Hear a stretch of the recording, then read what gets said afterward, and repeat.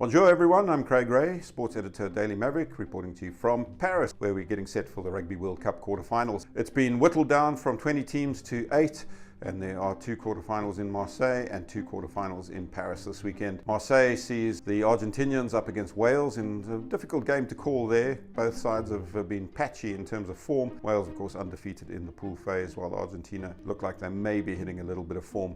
And then England take on Fiji. Fiji, of course, beat England at Twickenham prior to the World Cup, but this is a different ball game, and we'll see how well the Fijians can maintain their momentum after a shock loss to Portugal in their last pool match. But all eyes will be on Paris this weekend. It's world number 1 Ireland against the All Blacks, the most successful team at Rugby World Cup history, and the All Blacks not having it all their own way in this tournament, losing to France in their opening game, but they're hoping to bounce back and find a way into the semi-finals over what looks like an almost unbeatable Ireland side based on their pool form. But then I think the big one from a South African point of view is Sunday night, 9 p.m. in Saint-Denis at the Stade de France. Hosts France take on world champion South Africa for a place in the semi-finals. Tough one to call. The Springboks have delayed their team naming to much later in the week, which is highly unusual for them, and Director of Rugby Rassie Erasmus said that's purely a tactical decision. For France, Antoine Dupont has recovered from cheekbone surgery and he looks set to play, and that will be a huge boost for Les Bleus as they look to make it to the semi-finals at their home World Cup.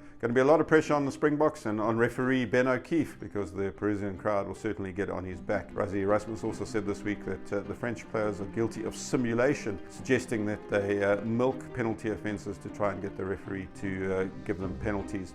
And I think he threw that out in the public domain just to fire a shot across the bows of Ben O'Keefe.